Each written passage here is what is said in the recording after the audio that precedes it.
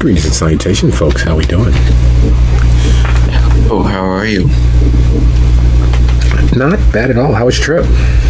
You make it okay? Long. It was very long. Turned into, I think, an 8-hour drive, which was exhausting. Yeah, I can imagine. Well, at least, you didn't have to deal with snow or rain or inclement weather, right? Oh, no, we drove through a cloud. I'm serious. We drove through a cloud because we are at a high enough altitude that we would basically, what would have been rain was just the cloud. Okay. That must have been, well, not too different, but different all the same. Very low visibility at some points, very wet, but otherwise it was a reasonable journey.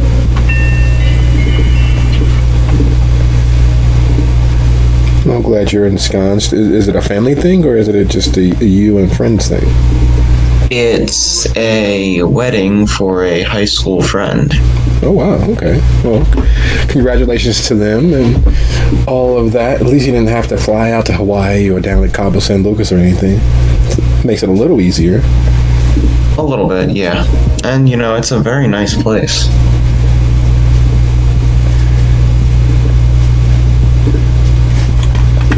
The only downside is that I don't think I have Musan's sheet on this laptop that I brought. So, well, that's the funny thing. Do you know that Discord doesn't delete anything until you delete it? I found that out. You mean what do you mean? Literally, any PDF you upload to Discord is technically its own document, free of what you do on your laptop or desktop or wherever you had, whatever you're using. So you could, for instance, load it up on your desktop and have access to it on your laptop and have access to it on your phone because it's still there in the saved servers of Discord. So that part I know. The problem is, I don't know how much I've edited since the last one, because I always keep track of the HP, willpower, and all that in the character sheet, and I have no idea how far back the last one I have is. I think, if I'm remembering correctly, Muzan was at 1 or 2 hunger. Actually, wait, was he at 3? No, Lucio was at 3 hunger. Muzan was at 1 hunger. And then I think he had a point of aggravated damage somewhere. Wait a minute. Accurate. I'm just taking a quick gander at the last die roll from Muzan because I will at least have his last hunger, which... Oh, wow. He's still at 1? Well, that's gonna change. Okay, so I just opened the PDF, and it turns out it's exactly the same as I just described. So, crisis averted. There's no problem at all. Sounds like a plan. So, Zach, Dia, how we doing?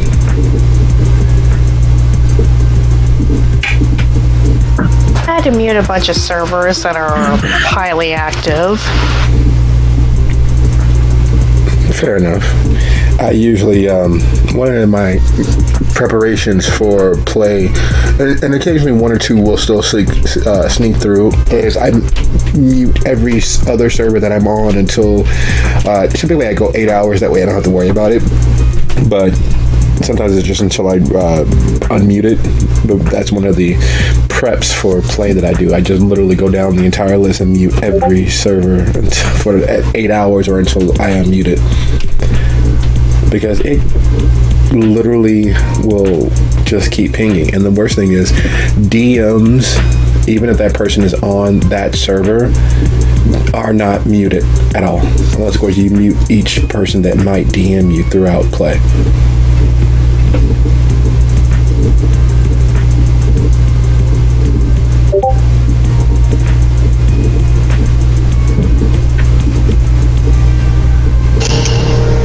We went for a swim, had a little bit of dinner, and now I'm relaxing, getting into game mode before I go getting all stressed out.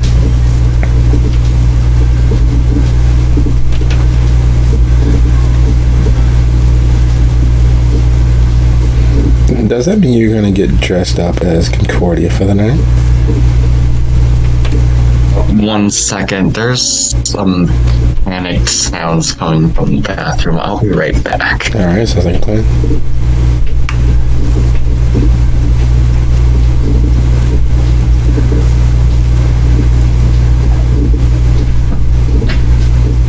I may have mentioned this before, but the kind of outfits Zach wears, I would not feel comfortable wearing.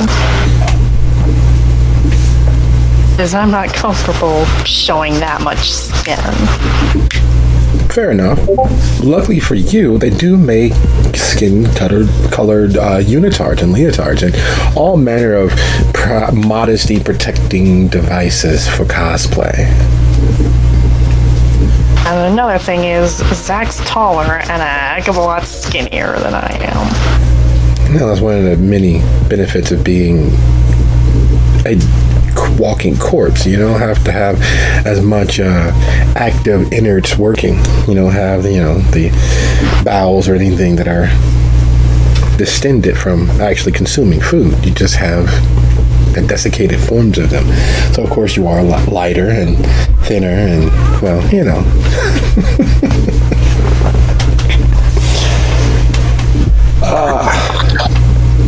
And I am also too fair-skinned to cosplay as Cassandra. Plus I don't have any stained glass skirts. Well, that can be arranged. You can find those stained glass skirts, I'm sure. Or I think you're talented enough that you could probably up thrift something together. Probably. Some of the clothes I have and some of the stuff my mom has. That were similar sizes. It's funny that you mentioned cosplaying as Zia because I did get in a faux leather bodysuit and it's black. So, I mean, I could. Very, very cool. And I will cosplay as your storyteller. No worry. I have a few ensembles that fit the description.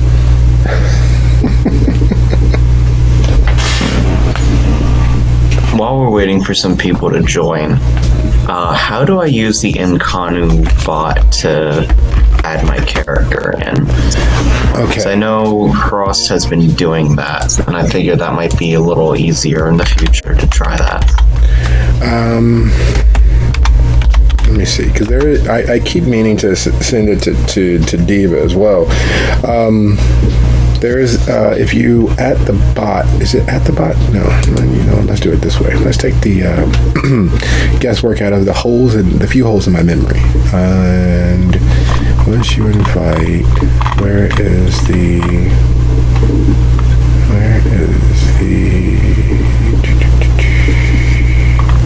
because there's a kind of a walkthrough that the bot has, and it's pretty self-explanatory, and it keeps, it'll prompt you for the next one. Welcome, Frost. Is it literally just / character create? Sorry about that, guys. I had a brain fart. Yes. I was looking for the documentation because it'll, if you at the bot, it'll bring up its menu of controls, and the character create is there as well. It's like /@character /character. Frost, you use Incanute quite often. Getting to the Flash character create. yeah. There we go. See? Nice and easy. Thank you, Frost. Yep, I got a new mic, so I should sound nicer. You sound more like Lasky.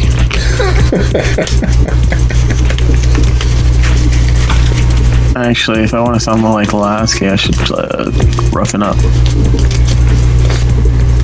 Well, at least according to AI, Lasky is a monster, and whereas Frost isn't. But you know. But no, I am unclean. Okay. All right. So just waiting for because I sent a missive to Dax to see what they'd be joining us because we spoke a day or so Wait, ago. have I made one for the server yet? Possibly.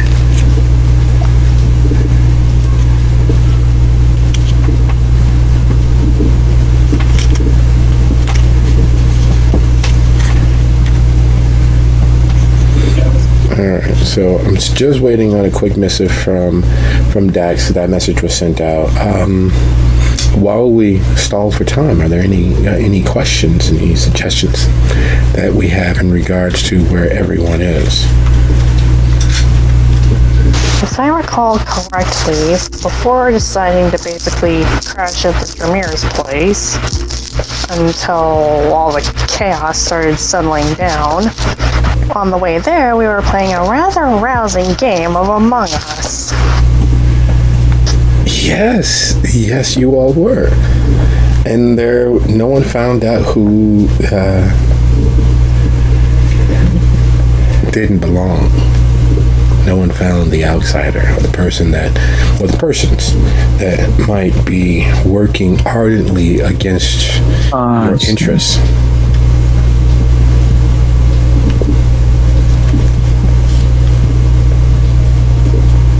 I thought Urzuli said that it was all her stuff, or her guards, right?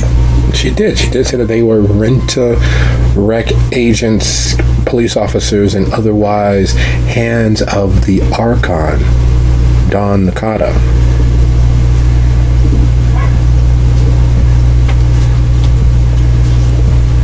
And in the midst of that slipped admission, there was also the fact that Co-Regent Rose, formerly of Gary, did say that those members of the Tremere that were able to scry ahead and to see the future had seen that this was a penultimately beneficial moment to make your acquaintance, either just before or just after a betrayal.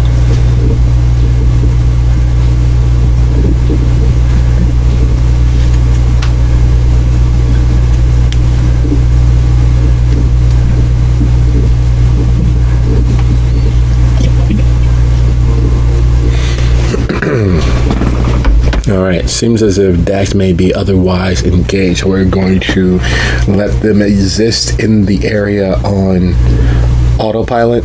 They're absently there because, no one disappears in the middle of the scene, but I haven't heard anything back from them, and we're quickly approaching 6 minutes past our hard start. So I'd like to make sure that we have all of our questions and concerns addressed. Is there any moment or any bit that we are unclear of as the coterie of the Pisketeers of Dalton enter into the secret laboratory of the Tremere of Dalton, though it's not in fact actually in Dalton? The chantry that you all are entering is actually 100% wholly within Riverdale. It is part of the contiguous municipality. However, it's also a spitting distance from the original Rosie, now known as the Rosie 2. It is literally across the small reservoir from, the river, from the Rosie 2. You all have been a stone's throw away from the heart of the Tremere in the area often enough that it's like realizing that the color red is written as the color red. It's one of those things that it's so obvious, and yet the fact that you all were not able to find it or get there is definitely a dull moment.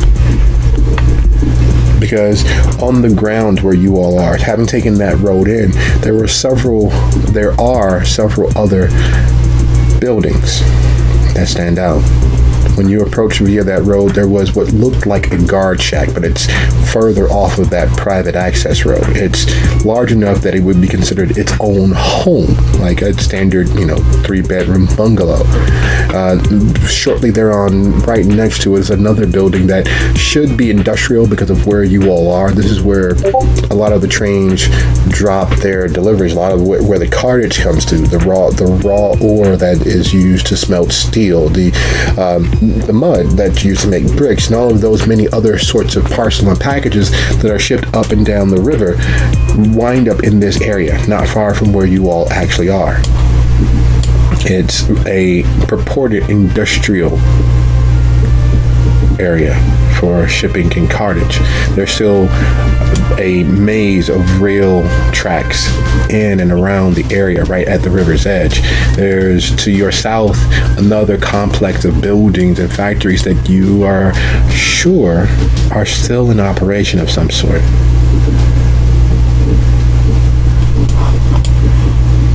And if you literally look out the upper windows, the upper floors, those clouded over and smoked over windows across the river, literally right there at 130th, is the Rosie 2, where you all found so many things not quite right since Zach's departure.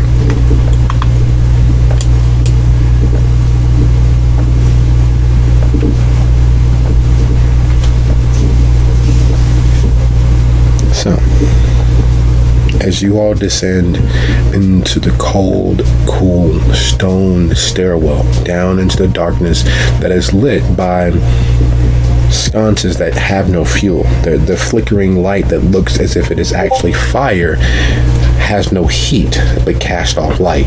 There's no signs of electricity, but the upper floors are well lit enough to see through. It doesn't push the gloom and gloaming back completely, but it lights your way enough that you are visibly aware that you are on a stone stairwell down into the maw of the world.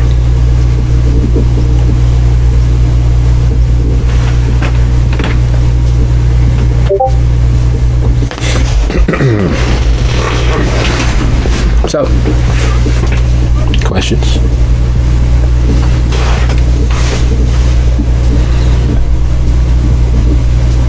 Good.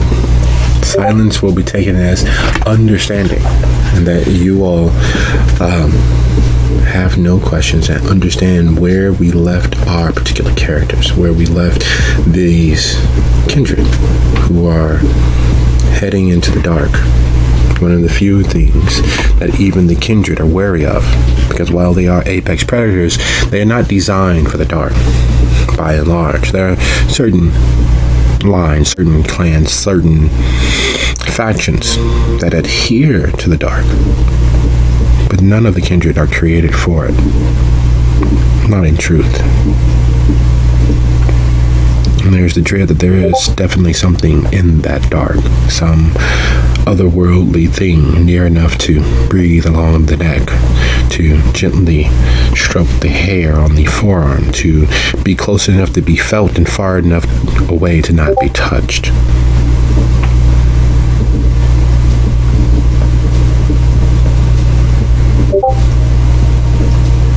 And as we understand where we exactly are, with Dax shortly on the way. Welcome, Dax. How we doing? Tired, but other than that, So what did we end the week with so far? Did you break 60 or are you still just below 50? 54 and a half so far. You got an extra day tomorrow? 2 extra days this weekend. Oh, yay. Gotta love that. Luckily, they don't have you on salary, so they have to pay you for your time. At least there's that. Yeah, but I'd rather have my time. Fair enough. It's the one thing you can't get back. So we were just touching base and making sure that everyone knew where we were picking up with the coterie descending into the dark. With them literally traipsing down stone steps that could easily be in any imagined or real castle anywhere around the world. These are not bricks or formed concrete. These are stones collected from somewhere else in the world and brought here and built into the bowels of this factory, because that's what this building was. It was clearly a factory with enough space to smelt or weld or construct any number of things. And based on those of you with any craft, you can tell that what they formerly built here decades upon decades, nearly centuries ago, were ship hulls, the huge sorts that are laden with trailers and tractors and all sorts of carriage items up and down the river. These are the ships that are used to carry from the oceans liners to the cities via the rivers that abound. These are the ships that were built to literally help cities, towns, villages maintain themselves. But no longer. Those days have long since left the Midwest and long since left this particular suburb. Much like Gary to the east, the days of steel being America's lifeblood, once they were over, should have been a death knell here. But unlike in Gary, Dalton and Riverdale and the contiguous suburbs just south of the city refused to yield, some of them turning toward vice and crime, much like Harvey and Riverdale, and places a little further south, Chicago Heights and Homewood, and those sorts of areas where everyone does dirt, but it's how you do it that determines whether you're really just the average numbskull or you are one of the respected members of the community. Or turn to other things, such as Dalton, the entrepreneurial capital of the southern suburbs in most of the United States. There are literally more private operators and owners of various businesses per capita in Dalton than anywhere else. Everyone has what is effectively called a side hustle or their own business or their own. Everyone knows someone who does something as their secondary means of income.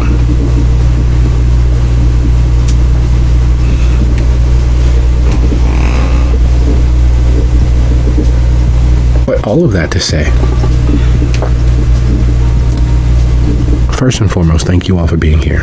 I keep wanting to remind you all that your time is valuable, that your efforts are appreciated, that you, as players and creators of these characters, have my wholehearted respect and for the time and effort that you've all put in.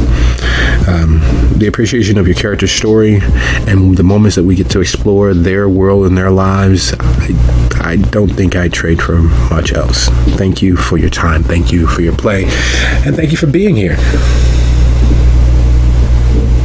And if there are no further questions, suggestions, hypotheses, or corners that we need to round off,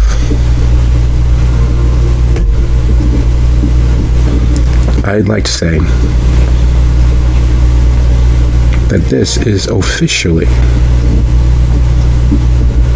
In the Shadow of the White City, Season 7, Episode 6, the finale. The Priest's Gold Betrayal of a Prince.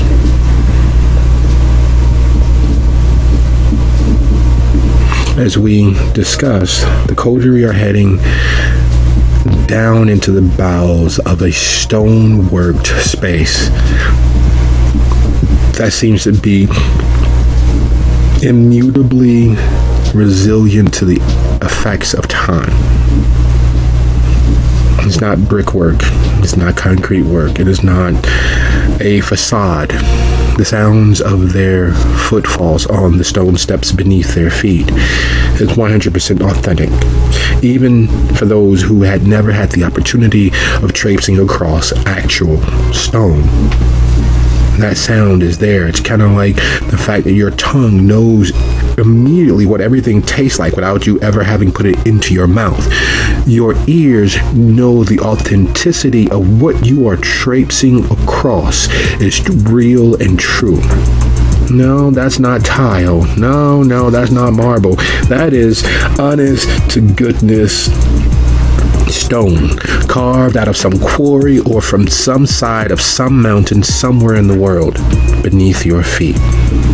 The ghost lights in the sconces along the wall, because there's no heat from the flame that flickers and casts shadows across your features and behind your tread. There's no electricity in the factory above, all of those systems having been gutted, removed. Yet, your paths are lit well enough that you won't falter, but not well enough that you are able to take in the fullness of what lay around you. And as the temperature changes, first subtly, a small cooling to the space around you, and the way that instead of Co-Regent Rose's voice echoing as if you were in this great empty space, it's as if the walls themselves are absorbing the sonic energy of his speech, and his voice, even though he's no further ahead in the dark, even though he has not lowered his volume, grows fainter as the walls close in, as their width and thickness absorb more and more of the sounds that he's emanating, more and more sounds of your steps and your footfalls across these stone. And finally, after what feels creepingly like far too long, and the temperature having changed significantly from first the cool fall Midwestern air as you all left the beast and entered, to the growing coolness of entering into a place that hasn't been occupied in quite some time, to the now as you've reached the bottom of that stairwell, a strange warmth, as if the space around you is heated by some unknown means. The walls are a little bit warmer, not warm enough that moisture begins to stick and cling, but warm enough where even you as Kendra are not bothered by the previous coolness. As you all reach the bottom, Cohn's voice is at a comfortable level, just as if he's attempting to stage whisper. He claps his hands, to which Bartleby begins smiling and rubbing his huge ham-hock hands together, and the lights raise, as if you all are stepping onto a stage and the curtain is going up. As you stare into the space around you, the dark fleeting, slowly crawling back like some happy pet when you open the door, but are too busy to pet or engage, slinking away to its quiet corner, watching you with downcast eyes. The dark reveals to you several paths ahead. You're in an antechamber with 3 halls.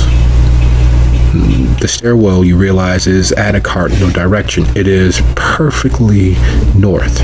You all followed it down as it spiraled into the dark and landed here on the bottom floor of it. And the other 3 passages: east, south, and west. I do thank you all for taking us up on our offer of hospitality. We are very interested in proving our friendship and potential alliance. We have several chambers that are not being used currently. Most of the staff from Chantry House in Gary have made themselves at home here, so not quite as many as we do needed. But I'm sure that you all won't be disappointed in sharing a room or two. Right, this way I'll get you all settled for the coming day and show you any facilities you might need to prepare.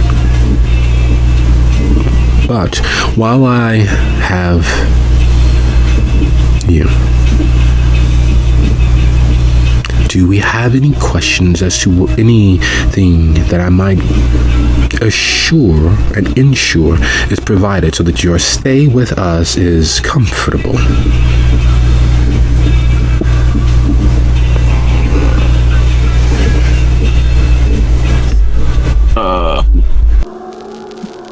Odd question.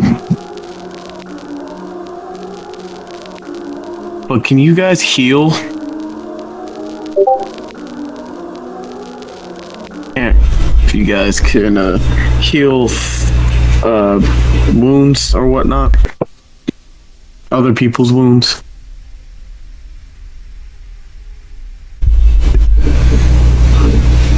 I'm not quite sure I understand what it is that you're driving at. You will have to be a little more specific. This like rips off the cast on his hand, on the foot. You know how to deal with this? You've all had the opportunity to grow a little more accustomed to the fact that Frost literally is walking around with the lower fourth of his body, with his leg completely shifted into what would approximate a wolf. His height and weight, walking bipedally. That knee down is a wolf's lower leg. Exactly where the knee bends, it is situated, and the paw that's there is, well, unmistakably canine. Oh. Clarence smiles, taking at first a faltering step forward, then a full leaning in. Now, I don't know about you all, but I, as a averagely large individual, find it uncomfortable when others invade my personal space. However, it is clear that Clarence cares not one whit for that, but the idea of that is far more intriguing than the most common niceties. His huge bulk, standing so close, makes Frost realize exactly how large he is, how wide he is, how much mass he takes up. It feels to Frost as if he's being pulled into a gravitational field. And he crouches, and the shadow that falls over him is still large enough that Frost begins contemplating how many bullets he has access to, because he's sure that at least the first clip would do nothing more than annoy all of that bulk. I see. This is remarkable work. Was this from Decibel? Did he? Oh my! It is beautiful.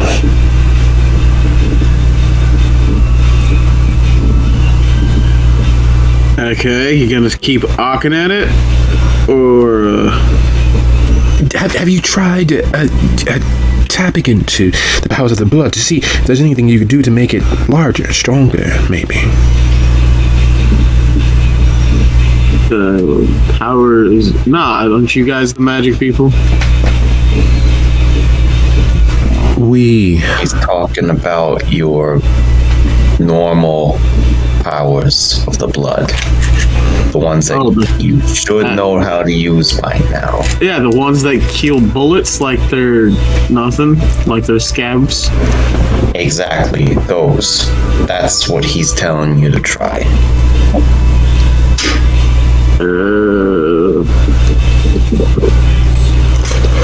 Okay.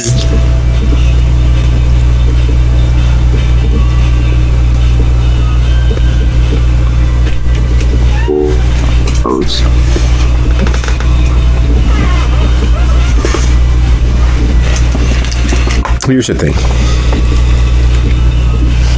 This is the catch of it all. So far, Faust has predominantly lucked out when it came to using the blood to mend. And even when he's lucked out thus far and he mended damage that was superficially mortal, things that would have shuffled him off the mortal coil several times over had he not already been dead, there's been a cost. There's been a weight and a hash mark placed against his soul each and every time. The beast, that little voice of his father in the back of his head, growing loud enough to drown out everything except for the growls of his own present mind. Every time he's tapped into that strength, there's been an answer. It hasn't always been the voice of his father, but there's always been an answer, something determined to have him bloodlet, something determined to have him drink down the life of something and someone else.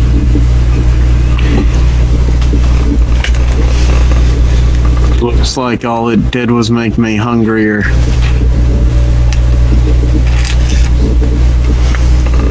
Thirstier, whatever the fuck.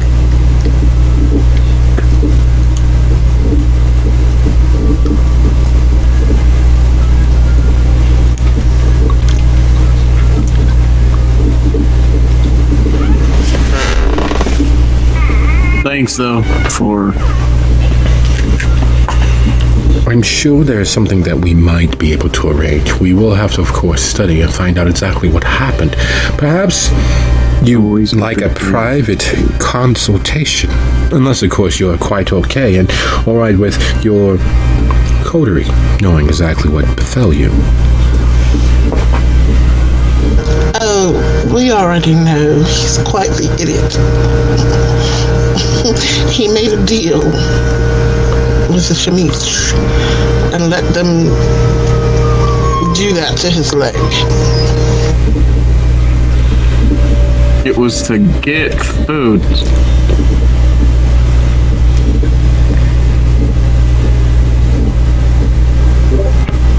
You know you can hunt your own food, right? Yeah, but... No, see, he had to feel all special and wanted to eat some, what was it, bad people, criminals?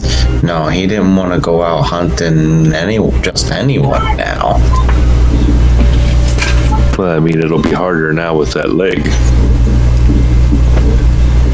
I should say, if I might, aren't we all criminals against the laws of man and beast? And, well, we are ambulatory corpses which break several different laws, especially here in the Midwest. You must first call to make sure that the area that you're burying persons in has been ascribed to dealing with the deceased. And then there's the embalming laws that exist here in the Midwest, as well as, well, several other laws that by the fact we are not in the ground, we are breaking.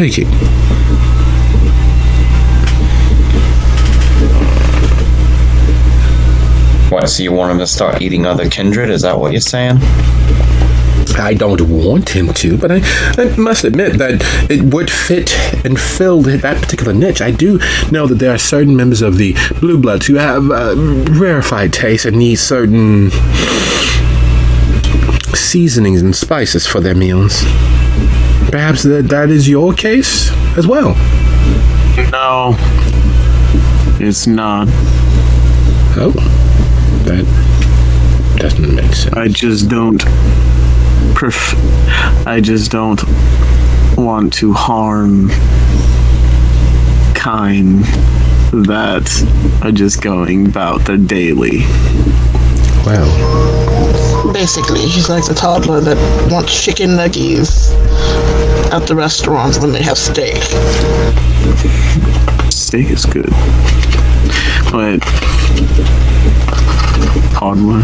that is interesting. Your enforcer, your security agent who's here to hurt others at your behest, is squeamish. Interesting.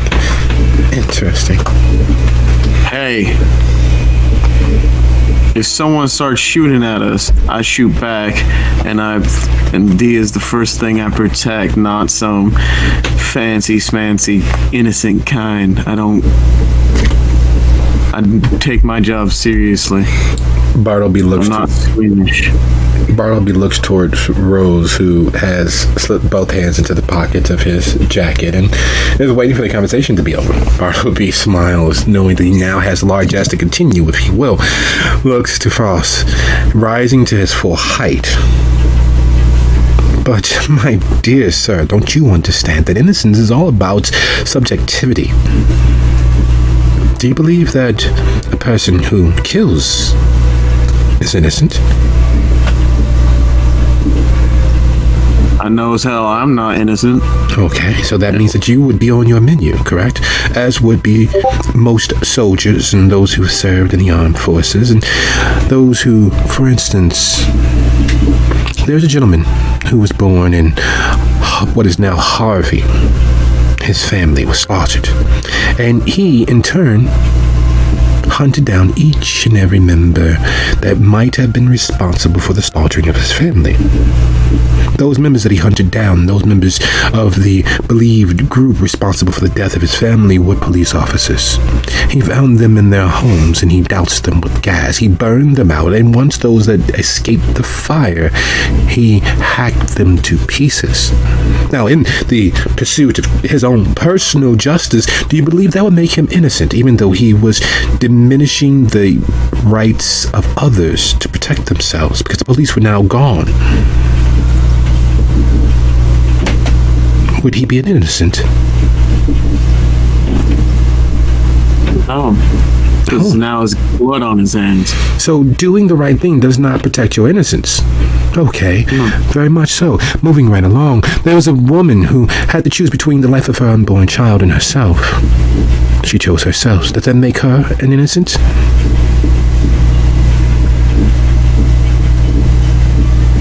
She didn't do the deed. She didn't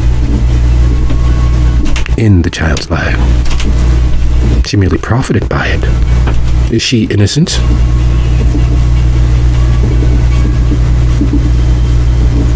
Yes, because technically that child was not sentient yet.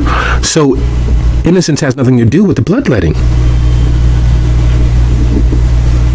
Because there was blood on her hand. It was by her word that things were done. And the doctor who provided the life-saving surgery at the cost of another's life. Are they innocent? Considering they did so to protect life.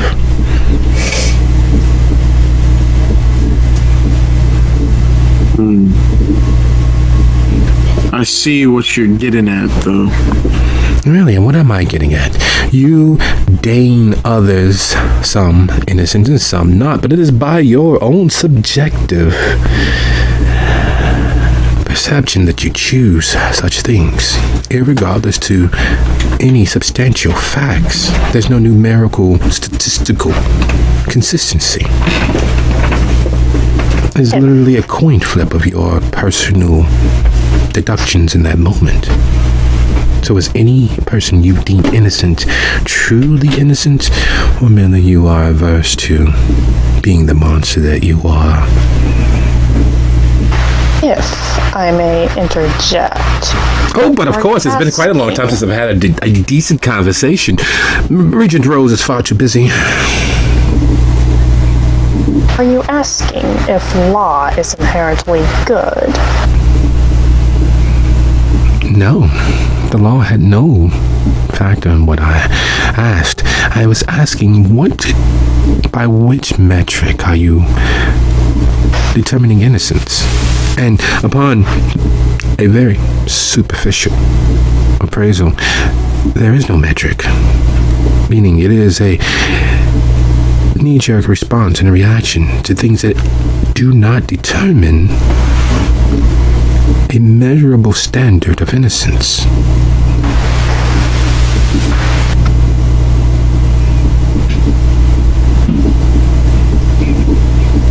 I see. In that case, perhaps perhaps now would be best to remove myself from your conversation. Oh, no, not at all. You, Mr. Volkir, I've heard so much about. Your lovely business is a great source of and as he gleefully licks his lips and prepares to Regent Rose steps forward. I believe that we've reached a point in our conversation where it might be best for us all to pause. Right this way, and I'll escort you to our actual waiting room where we can prepare your bivouac for the evening. Is outside of innocent, non-innocent individuals, are there any dietary restrictions?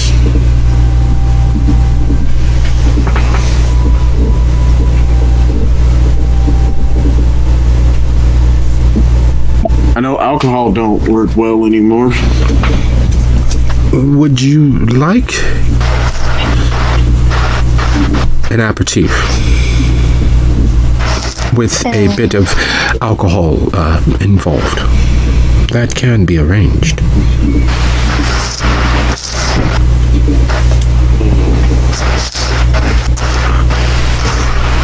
I don't need alcohol. How long has it been for you? How long has it been for you since you've been able to imbibe? How long ago was that night? That's been a few months ago now. Oh, you're that much of a child. You haven't been released yet. Very well. Senator White, I believe that you did state he was under your care and tutelage. Might the child engage in a bit of alcohol to assuage the moment, and in a way to apologize for, and he looks towards Bartleby. Some of our members penchant to debate for debate's sake.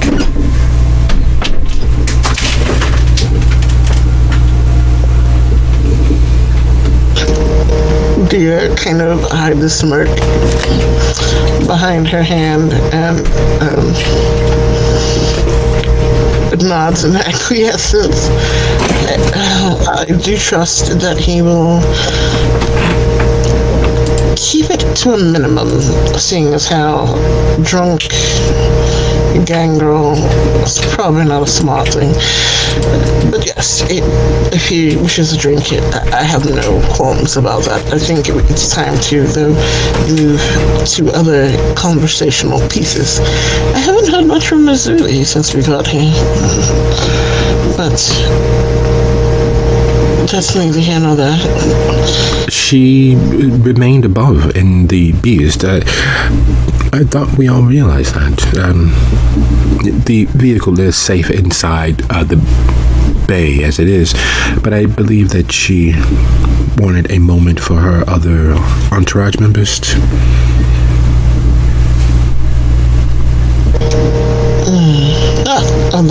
Well, she is very much her own person, so that's fine with me. Shall we? And then kind of linking her arm through Zach's on one side, and then the other arm through Stella's, thinking that Faye will just kind of follow, and she leads, or like walks towards the motioned waiting room area. Faye actually does. Stella initially stiffens but relaxes into your grip and goes along, clearly silently taking in everything, literally looking wide-eyed and very much childlike in a new environment, unsure of what beds to bounce in and what to touch and what not to touch, considering that there is a portion to this space that is unnervingly quiet. There's a portion to this space that makes it feel as if you all are in a museum or an art gallery or some other place where children should not be running amok. There's a certain prestige that's fallen over this space. You are clearly behind lines and in spaces that most have not had the opportunity to be.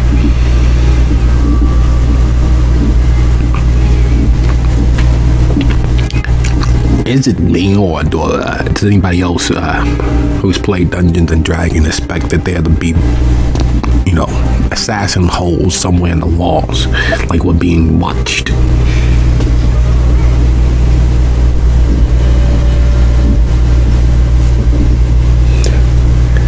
Faye giggles at the idea, not quite hiding the fact that they've played or still play such games.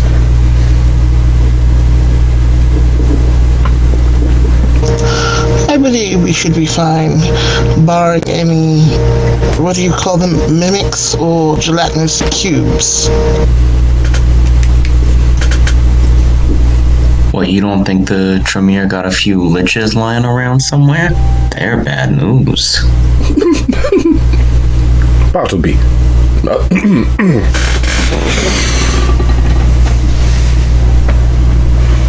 Such things have been unproven, and in research we wouldn't have such things available to the public, of course.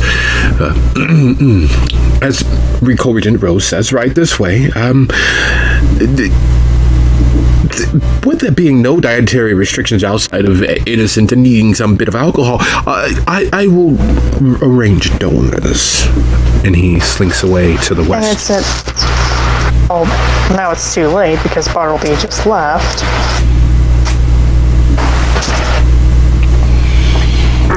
He'll return, I assure you. And Rose opens a door, which you could swear just a second or two before was a solid stone wall. The sconce nearest it flickering, changing from a cool, pale white to a bluish as he does so. As he pushes at the door, which is still mostly stone, you realize inside the room is space enough for each of you to comfortably alight. There's several days, there's a few chairs, and it's all of the Victorian styled furniture, large winged backed heavy leather, lots of wood, sturdy stable wood keeping things in place, wrapped in some semblance of comfort. This sort of space so you are sure that Teddy Roosevelt would have been at home when he was not traipsing through some wild space or charging across some battlefield. It's the sort of place where you can easily, comfortably have a cigar and not feel any sort of way except for proud that you had a chance to smoke. The sort of place where gentlemen and women of all ages would away after dinner to engage in political debate and discourse, maybe a quiet prayer meeting. I believe that this should hold us all until Bartleby returns. If you all will, and Cohn motions with his hand, I have other matters to attend, namely ensuring that your spaces have been properly prepared for you. I will return very shortly, hopefully before Bartleby. If not, he will make himself at home with you.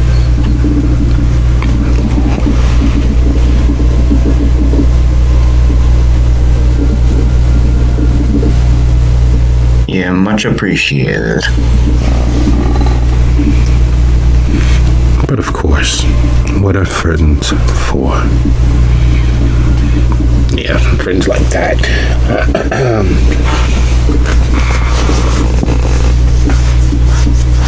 Dancer moves in, keeping an eye to the left of the room, looking at the tapestry that's on the wall, the uncomfortable carpet on the floor, warming the room from its slightly warm stone to something that looks just lived in enough to be comfortable, but well appointed enough that you know that it's cared after. As Rose aways and leaves you all in your foyer of such, what are you all discussing, if anything, once the door closes? As soon as the door closes, Muzan says to everyone, "All right, so who wants to go find their research notes and spell books?" on, this place has got to be a treasure trove of that stuff.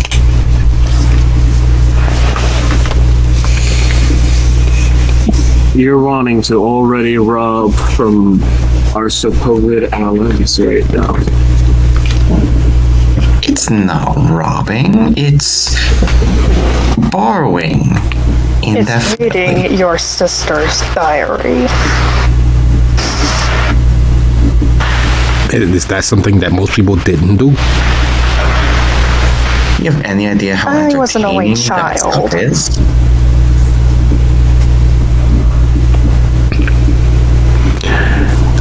Oh, fine, I guess we can go the boring way about getting it and just ask them nicely and trade favors. Do realize where we are. Yes, We lived here I realize. before Cohn and Bartleby lived here. Yeah, Faustina, right? Yes. See, that's what I'm saying. When she was fighting us, she did some crazy shit that I want to know how she did it. I'm sure she left something here. Something that might give us a clue.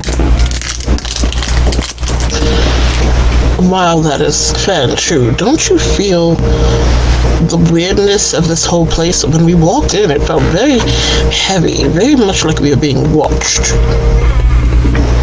I always assume we're being watched. Was Dancer Dan around? Yeah.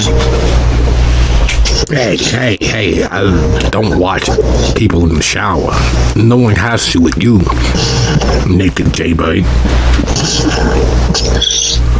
Listen, it's always just smart to assume that there is at least 3 people watching you at all times that you can't see. That's why I always act so stupid around people, so that people don't really understand what I'm really thinking. I understand what's being said, though. It feels like the walls have eyes. And ears. But while that is being said, I would also like to know what it is we just missed having happen to us. Did you see that police presence along that other road? And the fact that he, not that long before that, spoke of the fact that we would be either betrayed soon or had been betrayed recently. Well, Seth. Yes, I'm aware of that whole situation. And while that is first and foremost in my mind as the possibility of what he means, I still have some small worry that it's not yet over. And while I hate to circle back to this, seeing as how we never quite figured out what was going on, and I know, as Zuli said, those were her purchased people, but I don't think all of them were her purchased people, seeing as how they were raiding another place close to this. So I would like to circle back to what Dax was saying, as far as what might be going on, and who we may or may not be able to trust. Ask yourself this. If they were her hired security detail, where were they when we left? Weren't they there?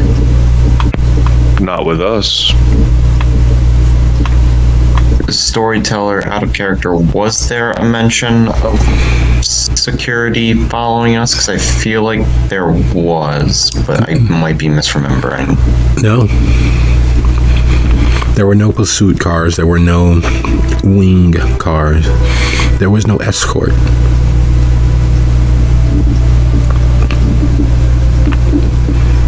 All right, understood. Yep. Basically, we saw them at Decibel's party, and they were in the parking lot waiting and watching. But when we rolled out, nobody followed. And it seemed weird that nobody followed.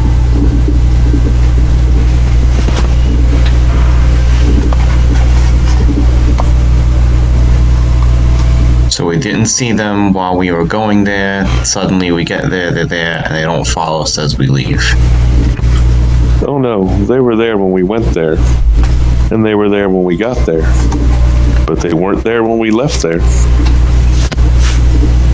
Where do you think they went, or did they die? It's possible they're still there, but why did they not come with us?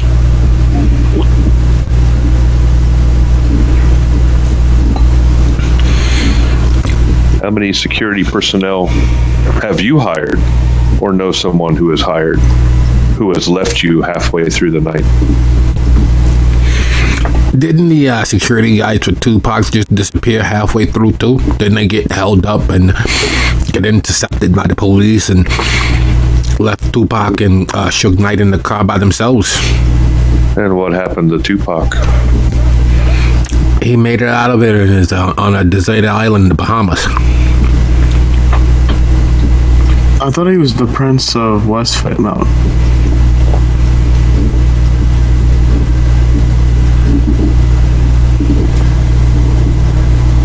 What do you know about out east? Very suspicious.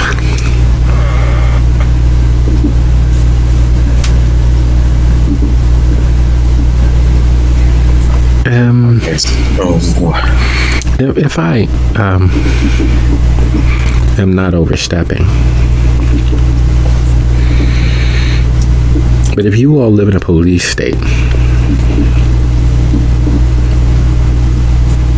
but there's another level of surveillance being used against you, wouldn't it make sense to reach out to the Hounds and have them help you with this?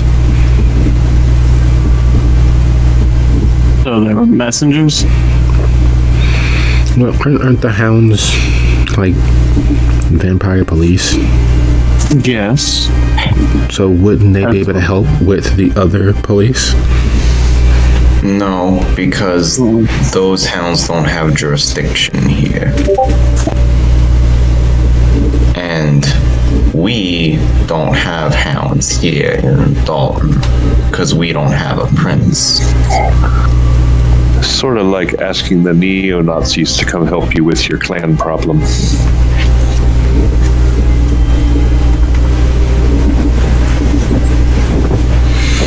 So who's... I didn't want to seem stupid in front of them. What's the big deal about Regent? And why is Bartleby so creepy? Oh, that's just Tremere shit.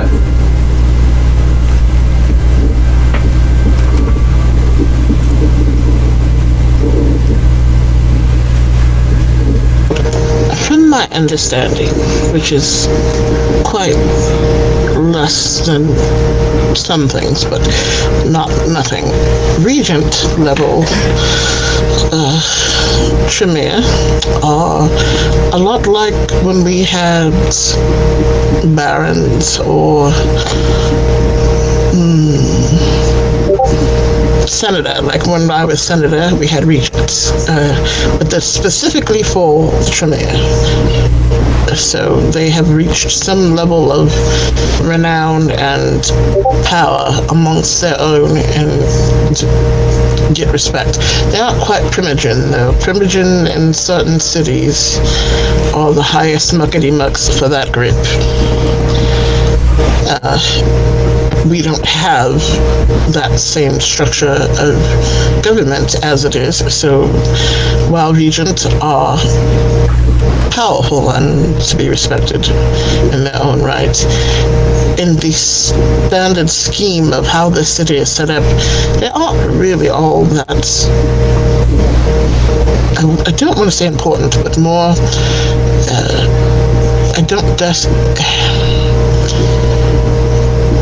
Decibel is not in recognition of the fact that regents are a thing, as far as I know. It's a political position within their clan. Okay. I can understand that. But wasn't Seth the regent of Dalton? No, he was not. He wasn't quite regent level. He worked closely with the regent, but was not regent. No.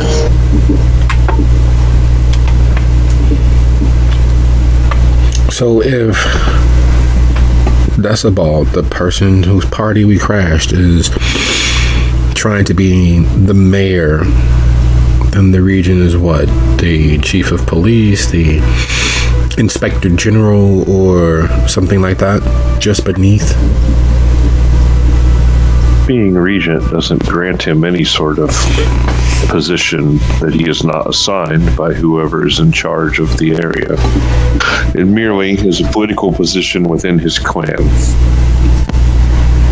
It is, I believe, more like being captain of the chess club in a high school. Yeah, I was about to say, if Decibel being prince is like someone being the mayor, then being the regent is like being the head librarian. Okay, so he's nobody. So we can tell him to fuck off if we want.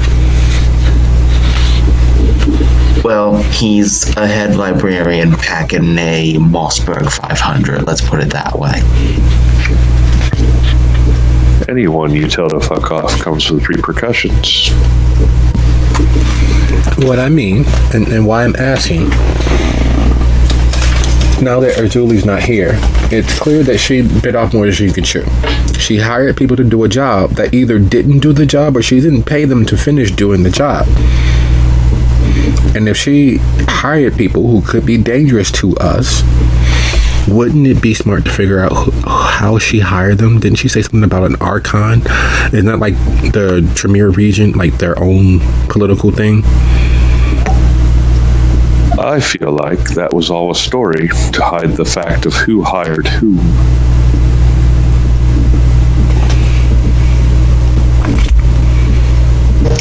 Wait, didn't something? Archon. It reminds me of that the Wolf Pack or whatever. The guys that came and shot at Frost that time. They had a thing called an Archon. You know how little that narrows it down? The reason you're Gangrel now, the night of Naomi's trial that got shot up, that whole situation. Yeah.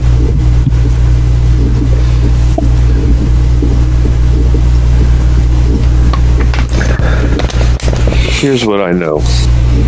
The Inquisition does not go off the clock, she says as she air quotes, as your friend seems to assert is the case here. I also know that her story contradicted itself at every answer. I don't know her, you do, and you can certainly put whatever faith in her you'd wish. But I wouldn't trust her any farther than I could throw this entire building. Stella takes a step back, putting herself between Dax and Faye.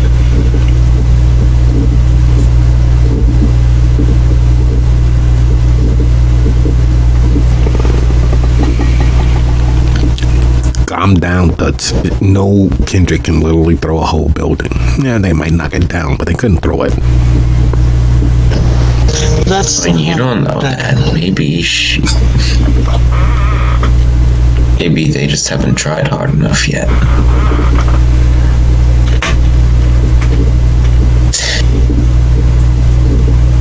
Joking aside, as much as I hate to admit it, Dax, he has got a point. But the question is Azuli just lying just to save face, or is she actually the traitor amongst us?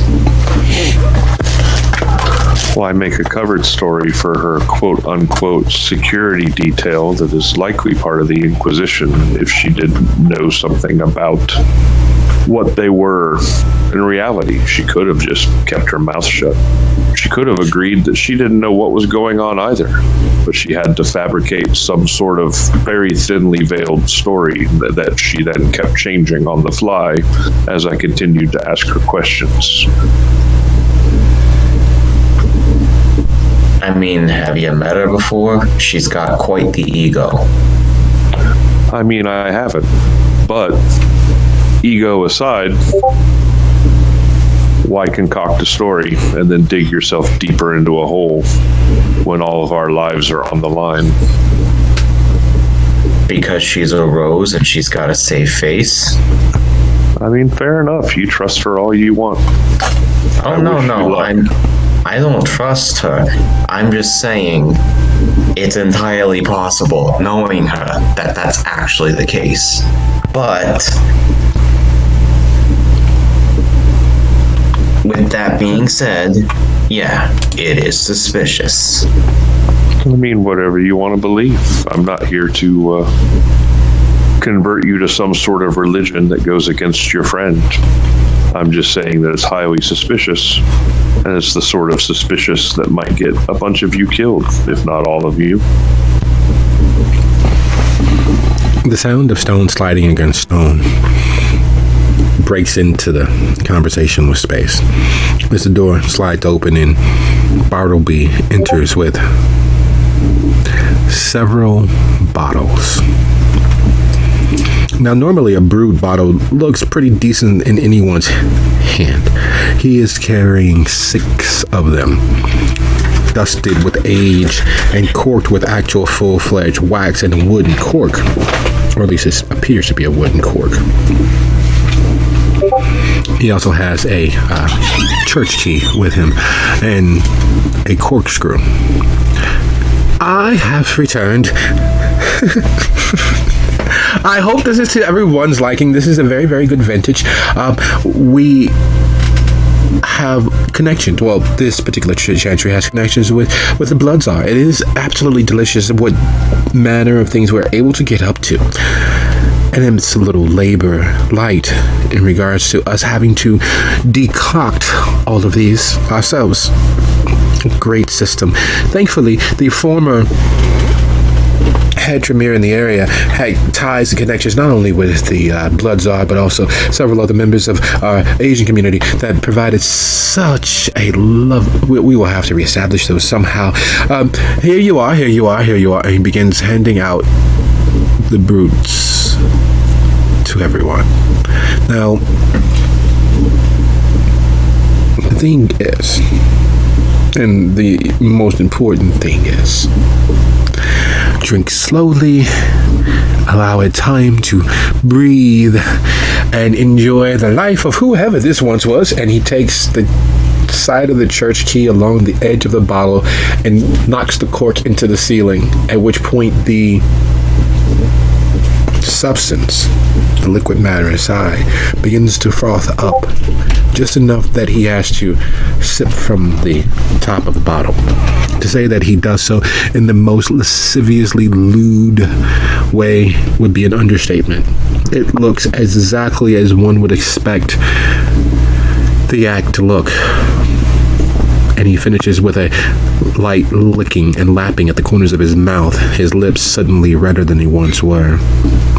A small moistening of his eyes as the effects of the alcohol inside begin immediately working. Dax will humbly decline. How long are these bottles good for? I'm thinking of maybe saving mine for when I wake up. Oh, it will be definitely good until tomorrow nightfall. However, here's the question. Why aren't we imbibing? This is, after all, a rare occurrence. We normally don't open our doorways, our paths to others. This is a one-of-a-kind celebration. I believe that we should all celebrate. We've survived the assassination attempt of the would-be Prince of Dalton. We have escaped the battle that is surely waging across, and we have You usurped the betrayal that is aimed at the heart of who and what you are.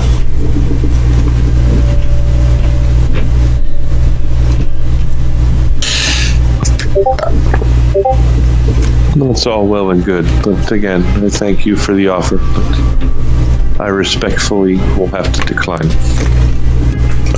Oh, you're I guess a sip now wouldn't hurt too bad. Right, indeed. It will not hurt at all. And after all, and he looks at Frost, you were the one that said you have not had an opportunity to imbibe in such a long time. This will be good for you. I love this for you. This is a moment where you can safely allow your inhibitions to flutter away and find out who you really are. After all, the surcease of pain is the only reason to continue existing, after all, correct? You're not one of those. And he pauses and looks around. None of you all are any of those drastic Lillans, are you?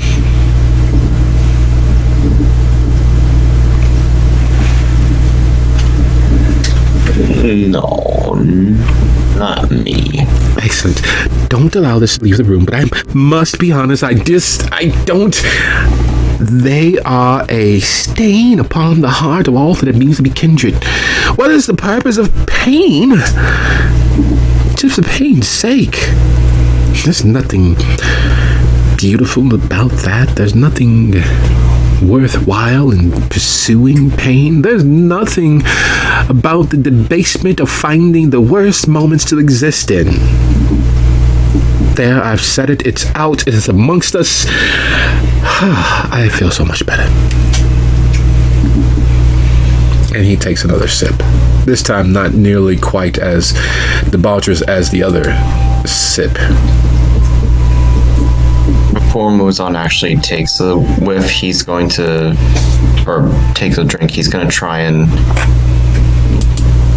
smell it to see if there's anything extra added to it aside from just the alcohol. I'm not sure if Bloodhound would allow him to do that.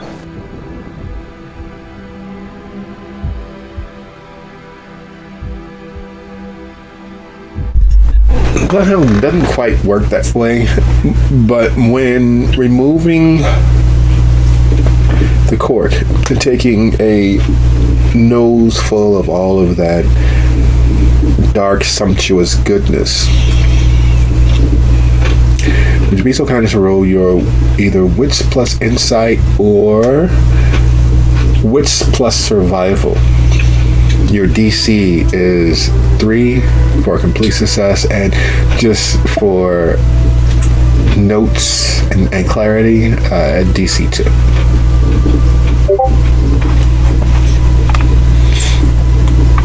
Anybody roll or just Muzan? Just Muzan. He has Bloodhound. He is a connoisseur of the various vicissitudes of blood and the humors that cause them. Did you say there was a difficulty, or? 2 or better. 3 is what you're really aiming for, but 2 or better will get you at the successes needed.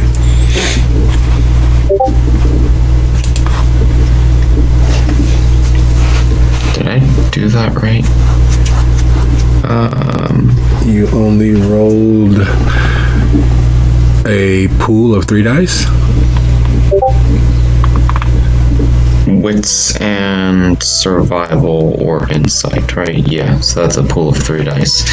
Okay. Would you like to re-roll your failures? You do have the opportunity to spend willpower. I will do so. 2 successes. It takes a second. Normally, there's a clearly painted picture of the donors of most things that you've managed to imbibe.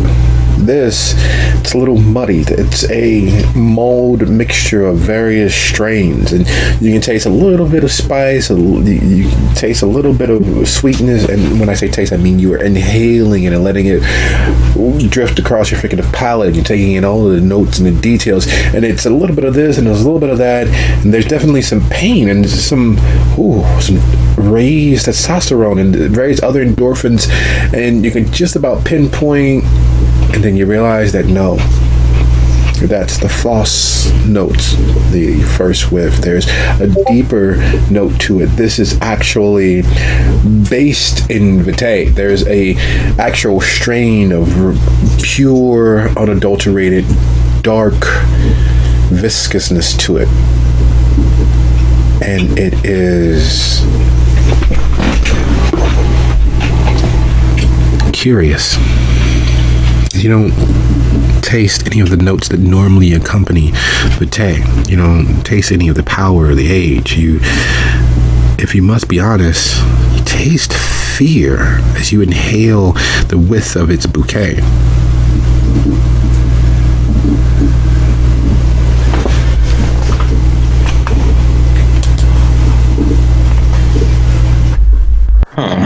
Interesting.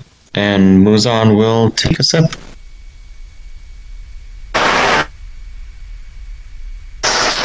And while Muzan does that, would it be possible for Zach to use premonition to get some hint as to who the traitor might be? 'Cause right now, he's expecting a betrayal. That is a very potent place to reside in, on the precipice of betrayal.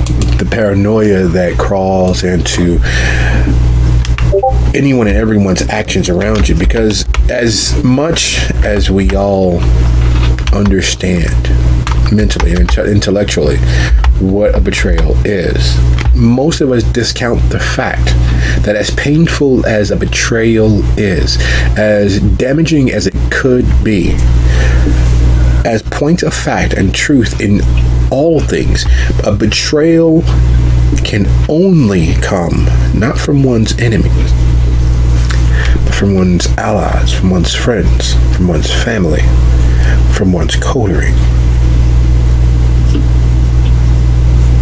Betrayal isn't an act of war, because if you are at war with someone, then it's just warfare. Betrayal is a deception of love, and it usually, unfortunately, comes from the very same place as all the love we thought we felt. Would you be so kind as to roll your resolve plus aspects? Target number. As high as you possibly can manage. Because you focus on the idea and the truth of what a betrayal Like crap, is. all successes.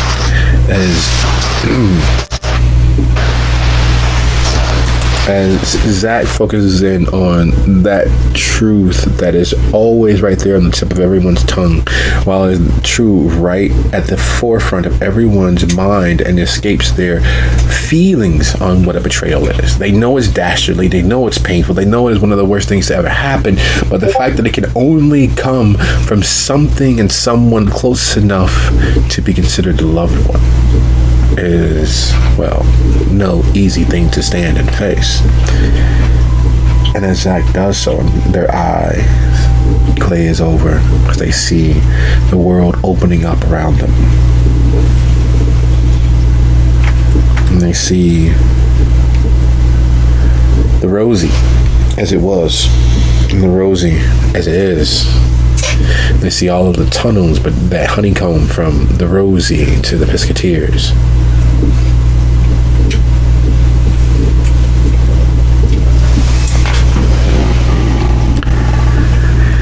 They see a garden sprouting up through the concrete foundation of the Pisketeers. They see the reservoir draining and the reinforced tunnels that run beneath it being exposed. They see hundreds and hundreds of armored personnel carriers moving up and down the street near the Pisketeers and near the Rosie. They see themselves on stage one last final time. They see Gandalf flying above their head, his all white robes and staff held high, his sword outstretched, and across from him, what you see is a tall, statuesque beauty, painfully pale, an apple in their hand, extending it forward, acting as if it is sword and shield and force of arms all by itself. Save this tall, pale, statuesque beauty that he sees is neither masculine nor female, but a melding of the two. Their mask of civility removed, you see the threadbare bones of their skeletal face, the muscles slowly retracting, fading, and burning in the bright light of Gandalf's outstretched sword. They see a dragon rising just south of Gandalf in this simulacrum of the first woman, of Eve. And the dragon rises higher, its wings spreading, the shadow cast by them, drowning out Gandalf's light, swallowing it whole. And then this woman, this man, this original being who is clearly responsible for the garden growing through the Pisketeers, swallowing up all of the vital resources in the area, turns offering the apple to the dragon. And Zach is prone to various romantic ideals and various touching engagements of emotion. But even he has to turn away as that first person who, with outstretched arm and apple, as they and the dragon copulate right in front of his face. Okay, my internet disconnected. You lost me at Mask of Civility.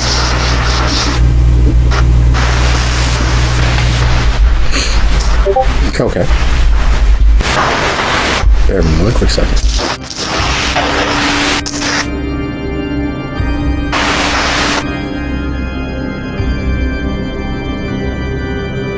Alright, there we go. Sorry about that. Just to send that to you in DM, and as that image and that vision plays out in front of Zach as they fall limply into the chair.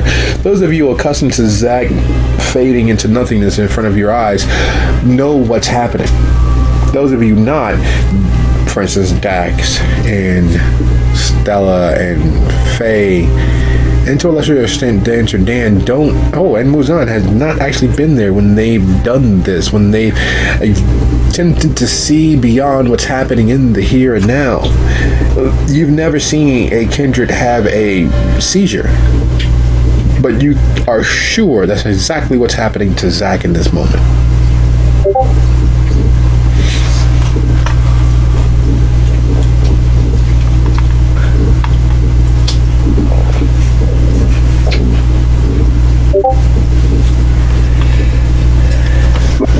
Well, is he okay? He will be. Yes, give him a moment. Just gets spacey sometimes.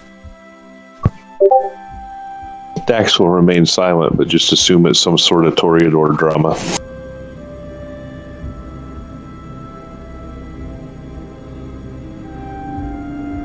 That it most assuredly is, because as Zach stares off, his mouth lightly open, his lips damp and wet, he looks as if some ancient Italian Renaissance master was painting him.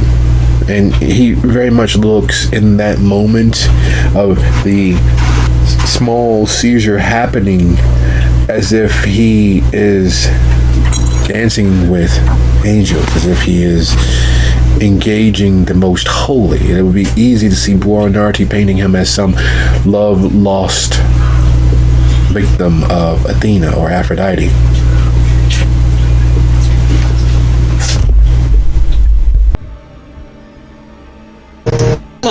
Normally, when this happens, he comes back knowing things, and I don't question it, but this one seems particularly strong, so I'll give him but a few more moments, and then I'll attempt to rouse him if he is not altogether there.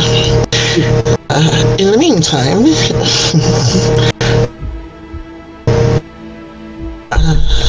maybe someone should put their wallet in his mouth. I hear that works.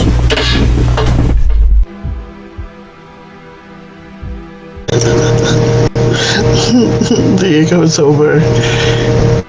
I'm not putting my Louis Vuitton wallet in his mouth. It's not happening. He'll be fine. And she just very gently taps Zach on the face. Okay, and how long does it take Zach to snap out of his trance? Well, the general slap from Dia that nearly takes his jaw off instantaneously. And Zach takes a few breaths and puts a hand to his brow. He looks up. Hard to believe I saw what I just did.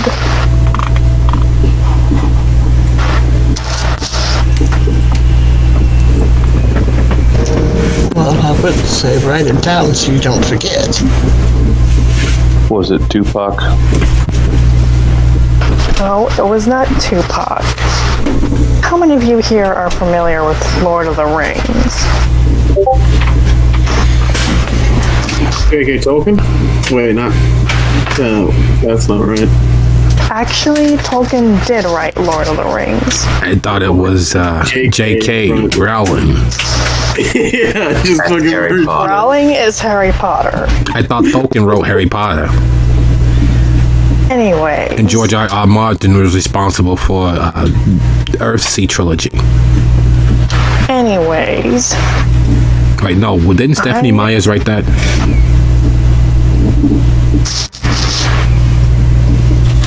What I saw was a garden beneath the Pisketeers. And then I witnessed Gandalf and a woman battling each other. And then a dragon rose and defeated Gandalf. And then this garden tore down both Rosie and the Pisketeer.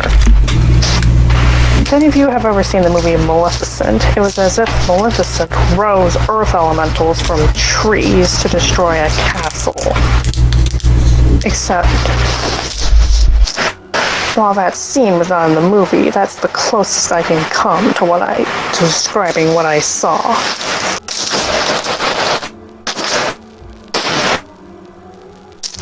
So you scared everybody with your your night dream. For These nothing. things are rarely straightforward. Well, we've had There's some of the this thing conversations called before. symbolism. Exactly, and we know who the dragon is for the most part. And you know that the garden is what we call where the roses grow, i.e. the Toreador. I don't Isn't know that the also woman what they is. call the Bahari faithful? Or wherever the Bahari gather? The garden? I don't quite know, could be, but it all still kind of ties into that. Dragon, Decibel, Gandalf. I don't know who Gandalf would be, but perhaps she looks at Barnaby, or Barnabas, just kind of like eyeballs him and just motions in that direction. Wizards. He bows from the waist. And to say that it is the second most scary thing you all have seen this evening would be an understatement. You have very much 65% of a ton bowing on legs while they are large and wide and strong enough to hold him upright. as precariously inebriated as he is, it is an act of engineering masterwork that he does not fall and splat, exploding like an overstuffed fruit, spoiled and left in the sun. And it still might happen, because as smoothly as he moves, there's a lot of weight there that bends towards you all, and it sways and jiggles. And the finely crafted suit can only hold so much, and while it keeps his bulk from falling forward and falling out, it is clear that you are watching the impossibility of an inebriated kindred, and you know that it's only a matter of time before it goes tumbling forward. Muzan will help him back up for fear of what might happen if he falls down.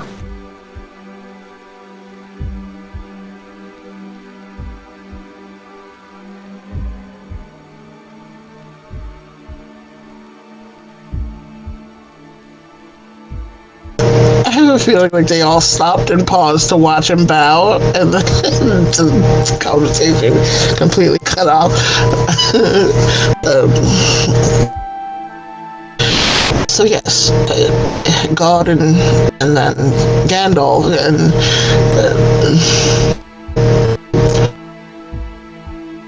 again, I don't know who the woman is, but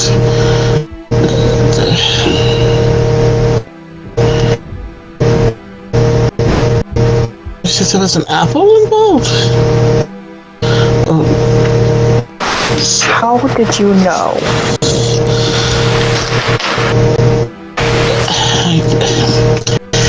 It's the only thing that makes sense. Fruit was considered the original sin, and if they're offering fruit, and then there's dragons and Gandalf, it's really confusing, actually. I know some of what it means, but I don't quite know all of what it means.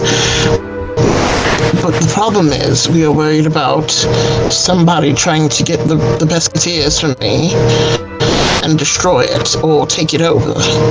And I think what we were leaning towards is the possibility that a certain other Rose might be making machinations towards the Pesketeers.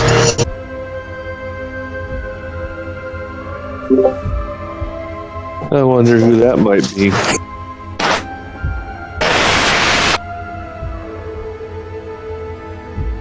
I mean, she is, in her own way, working with the dragon, so I was starting to unfortunately believe. Who's the Tremere the dragon squashed to allow her to do it?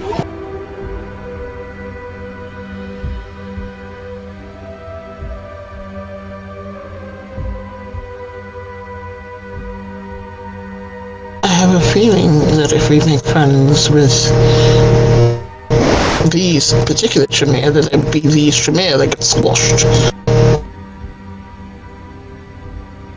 Which is why we, I think, maybe have to prevent that from happening of some sort. These are, what I'm guessing, is things that haven't happened yet, or things that are brewing, and we can possibly still stop them. That's what I'm assuming. And here we've brought the gardener into the house of Gandalf, so the dragon has a way in.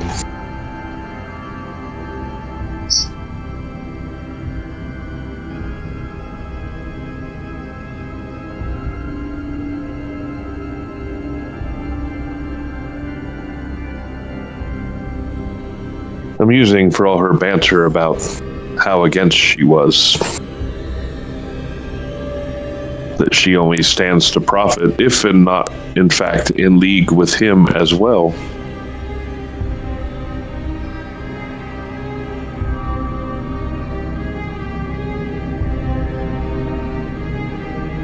As you all suss and find the definition behind the symbolism, that you all are putting one and one together and coming a little short of two, the efforts that Muzan exerts in keeping Bartleby upright helping him return upright and move to a less than threatening position, standing above you all as his height allows. You all have never seen Muzan struggle with anything. As calm and cool, collected as he can be, and very, very subtle and all but disappearing at a moment's notice, you have never seen him challenged when it came to anything to do with strength. You have watched him eviscerate near spirit gods that given flesh. You've seen him fly through the air under his own propulsion to assassinate things high above your head. You've seen him collapse tunnels that would have taken weeks and no small amount of explosives. And as he wavers, and you can see through his jacket, his back muscles flexing and straining to the point where you are sure a hair more and they will tear free from their connections to the bones beneath. And Bartleby is still swaying. There's a lot of there. Frost, please go help him.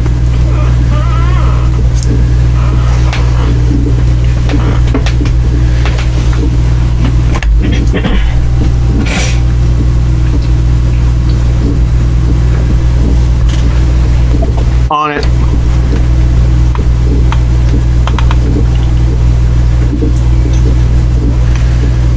Would you be so kind as to roll your strength plus resolve, Frost? Your successes will add to Muzan's, and if you are still short, things will get a little more messy.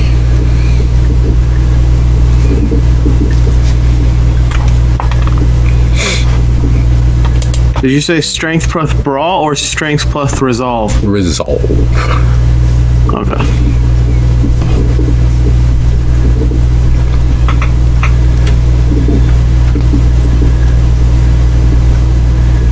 Oh, Jesus.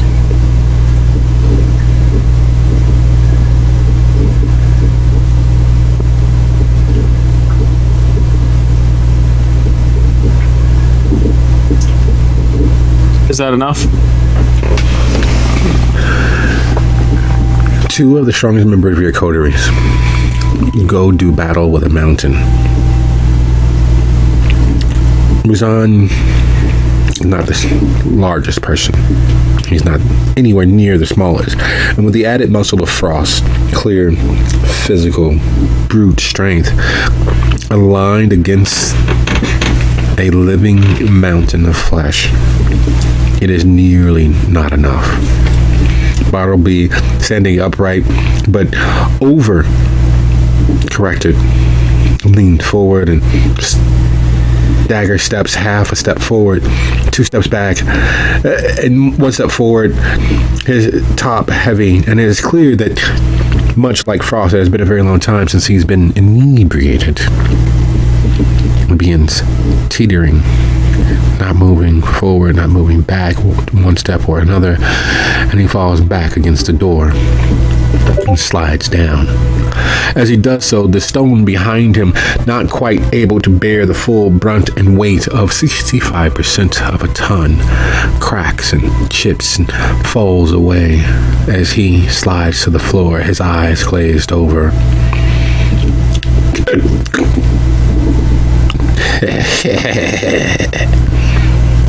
He says, as he sits and a bit of flatulence escapes.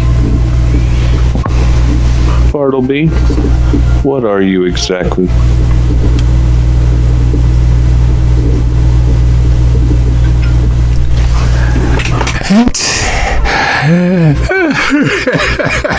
I am bound, is what I am. And I'm free. Free this evening. Free.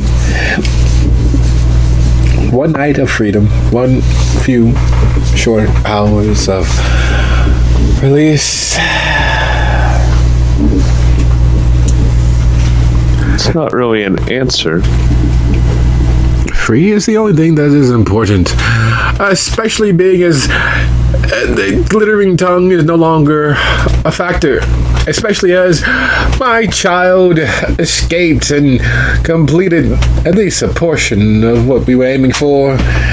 Their success as mayor, prince, grand king of Carnival was but step one along the great lands of us members of the Glittering Tongue. Those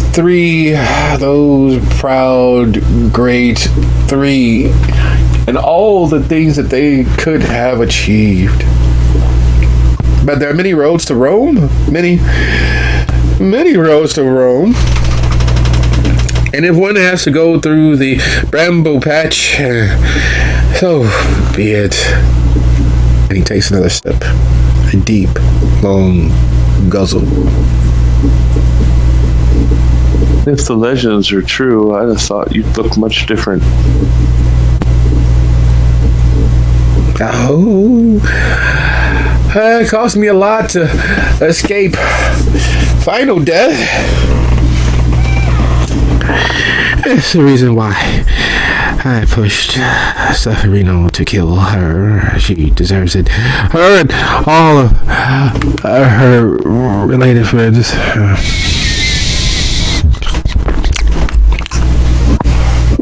Who exactly?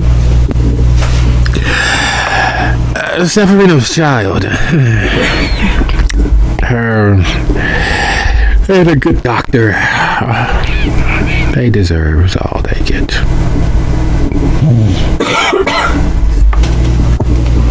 Dax will look to the coterie and see if that means anything to any of them. Is this okay? This is going back to. Do you remember when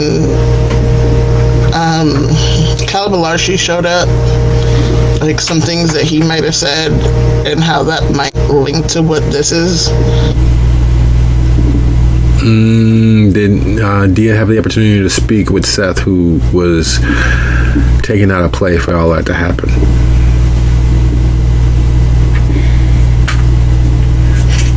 They had several private conversations during that time, so if that did occur, then yeah, it makes sense. If not, then no. Was that one of the many things that he kept from you? No, because there is the conversation with them two in the office, and he was talking about some of why he was so against Calabalarshi staying. And it linked back to the trouble that he might have brought with him. So it was brought up. It was like very, I want to say vague, but some of this would probably jog that as a memory.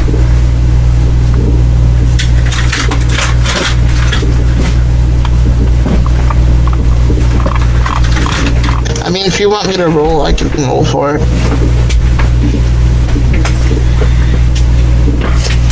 Sure, let's do an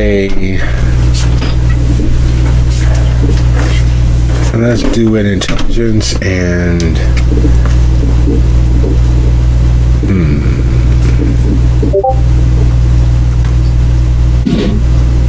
let's do an intelligence and resolve. As you're diving back in your own memory and fighting against the true vagaries that Seth spoke in, the circles that he often used, and the pictures that he painted that were oftentimes purposefully wrong.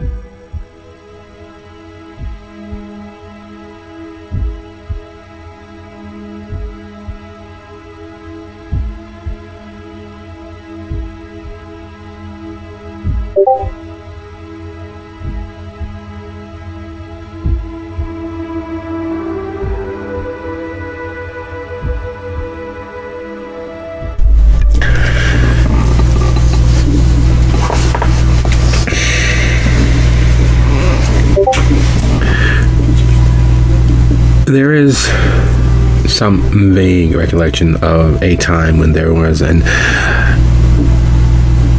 mess happening in and near Soaks all through Gary that was spread through grapevine, but not because of anything else, but there was hints and gossip about the killer birds that someone had brought in, and the fact that Gary spent a significant amount of their budget in removal of dead carcasses throughout the city.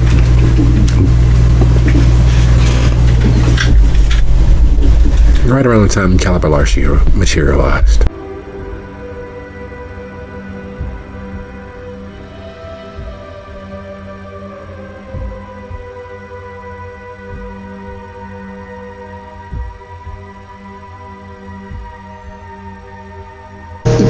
Kid gets kind of like a aha look on their face, but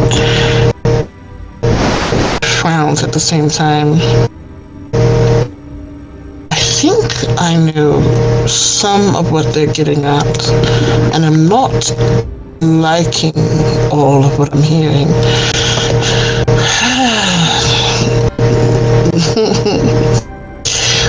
Webs are very, very tangled when you're dealing with Tremere, it seems. Our friend, looking at Muzan and Zach, our roommates, is tied loosely to what he's speaking of. Remember, he arrived not too long after I heard some things about what was going on in Gary. And it was all quite the mess. Birds, weird things happening, attempt on lives. It's strange, all of it. Thank you. What I'm getting is he's stating that her used to be a member of the Gary coterie that somehow rousted Calabalarshi and sent him in our direction.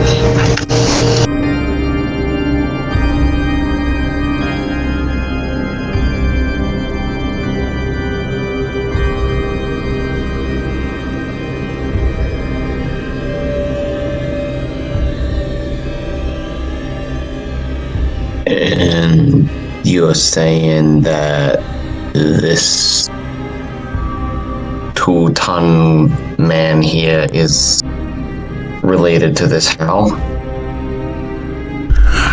I'll have you know that not the 2 tons. Nowhere near.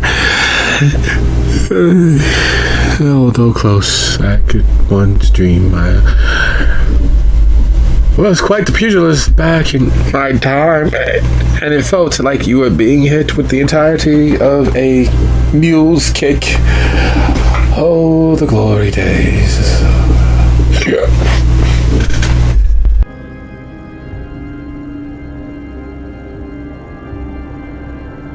Sir, not to put a damper on this, but you are the equivalent of at least 6 full-grown men in one.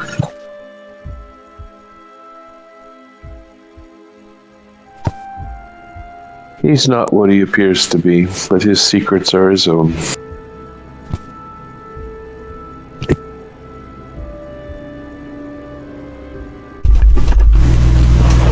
And the moment that you say that, the door slides, the stone on stone announcement that someone is opening the door from without, and in steps Rose, Regent Rose. There's a certain ruddiness to his cheeks, and his beard has been trimmed a little in the few small moments that he's been away.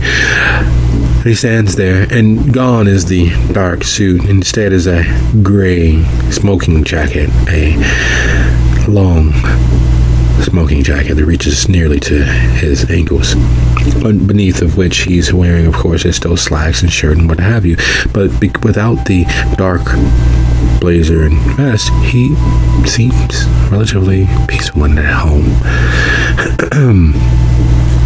People, I'm glad that you... And he looks at Bartleby, shakes his head. I do apologize about our acolytes' behavior, but we do have rooms for everyone. If you will follow me, just step right over him. He's of no concern at the moment. And we can await the day and then continue our potential conversation afterwards.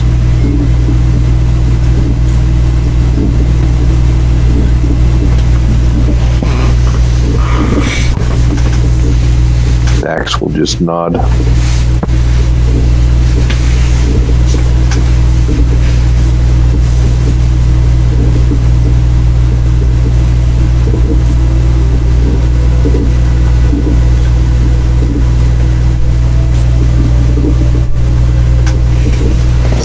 Approximately how many rooms or spaces will we be sharing? I need to make sure that certain people are paired together.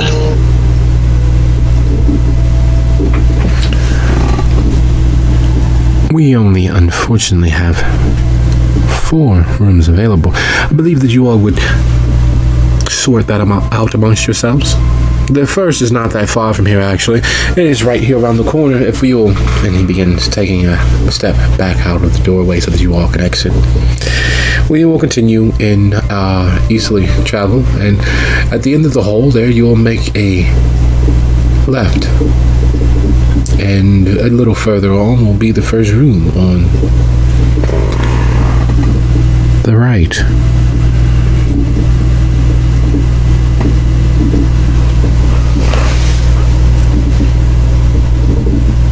Well then, Zach and Frost, I assume you won't mind rooming together.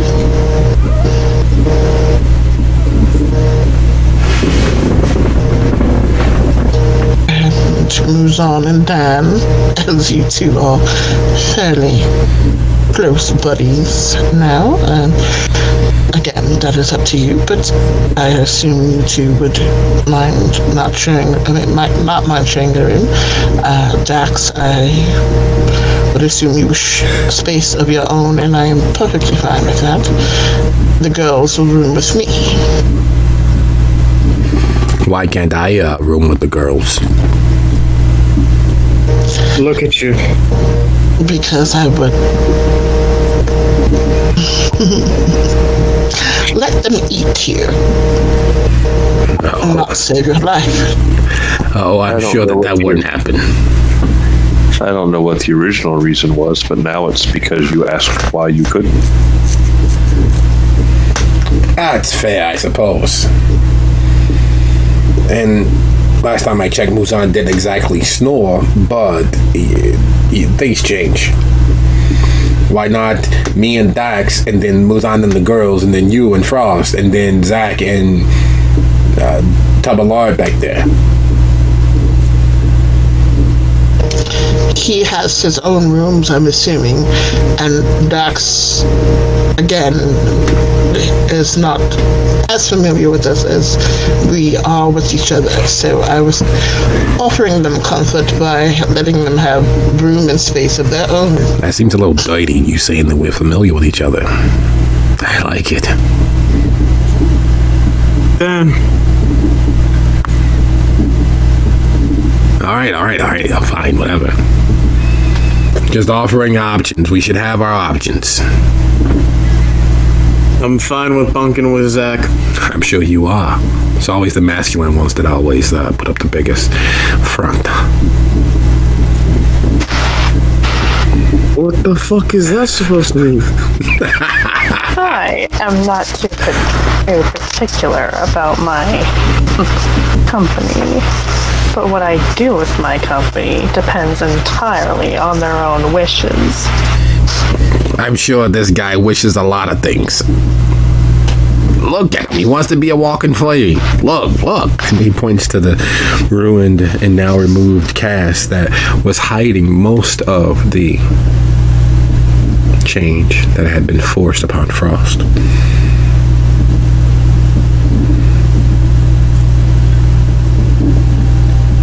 I forget. Is this the same night?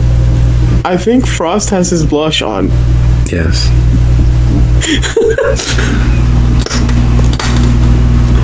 Oh, he has foreign composure. Nothing happens.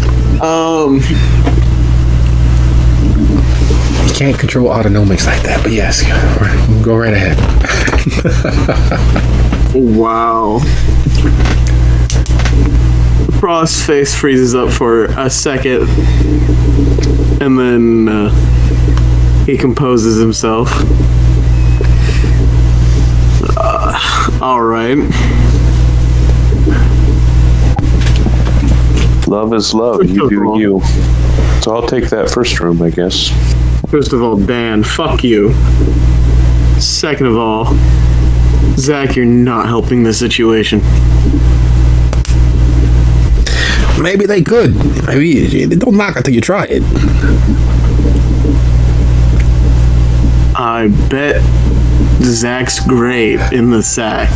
I just don't. Hey! I was talking about just comfort and time, and well, clearly that means physical for you. But okay, it is what it is, I suppose. So the first room is gonna be Dax, huh? Is that gonna be Muzan and me in there, or just Dax? Oh wait, you said they're gonna die for the day by themselves. I suppose that's the best thing. The stranger being closest to the way out. You want to bunk with him, Dan? Yeah, well, I mean, I'm also closest to the way in. I mean, if we don't want Dex to be lonely, we can let them bunk with us. No, I'm quite all right. You should. Yeah, that's what you should give it a shot. I'm sure it'll be quite rousing.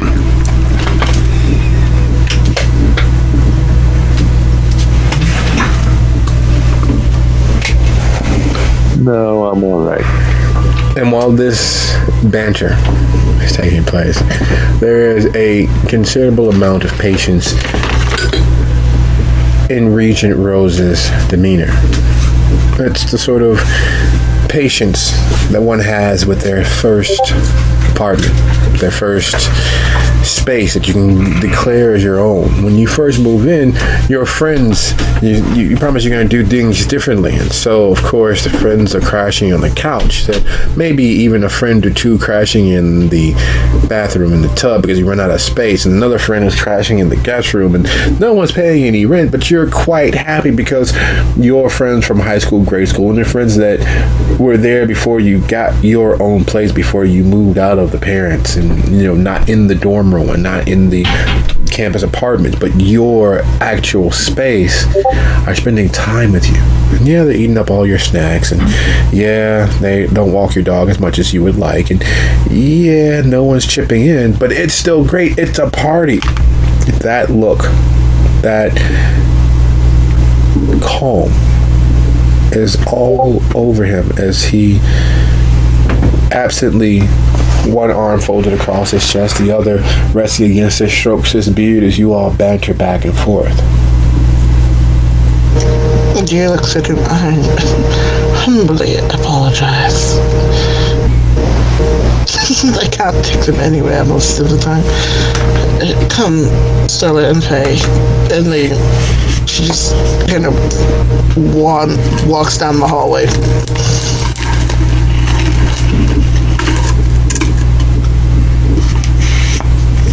There is the immediate sense that you all have grown far more comfortable here than you were on the trips down those stairs to get here.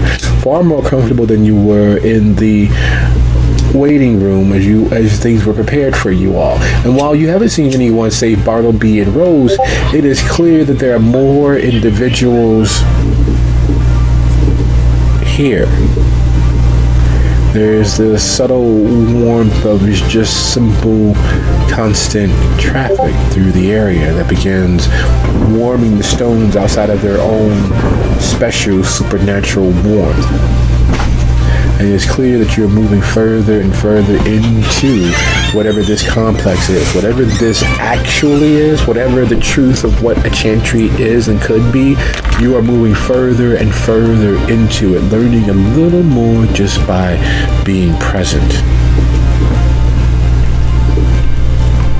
And as you all settle into your individual spaces, as you all are willing to risk your immortality in the comfort and hospitality of Regent Rose, several things make themselves clear. Yes, the conversation was unresolved, and yes, the symbolism of Zach's message still weighs heavily, and some of it easily deciphered, and others not quite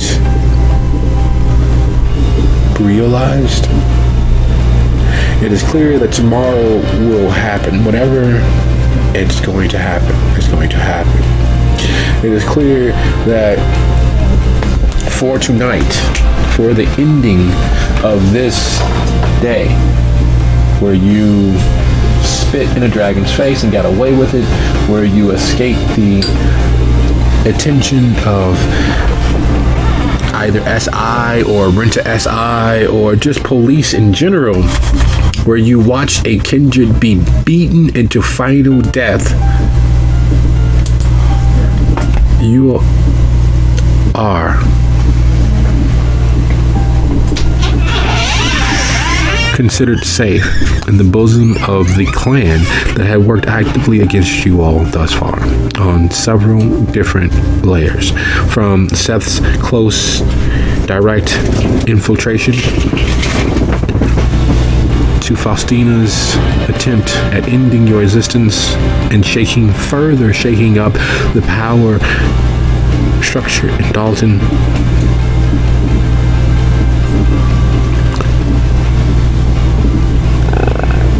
to the fact that you all are hosting and keeping safe Antonio Calabalarshi. And there's a reason why that's important. Several reasons why that's important.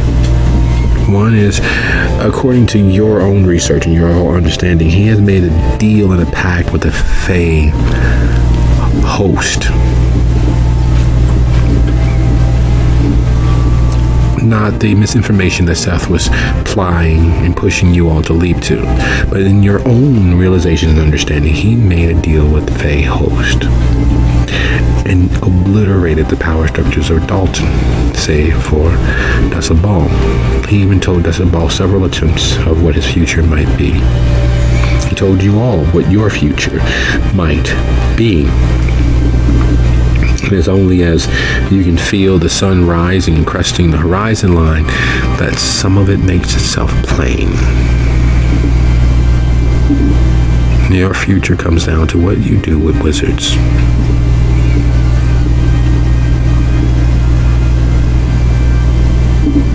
What you do. Not what's done to you, but what you all do. And you're not sure how you know, but somehow in the span of time since you've all been here, Co-Regent Rose has gone to Regent Rose.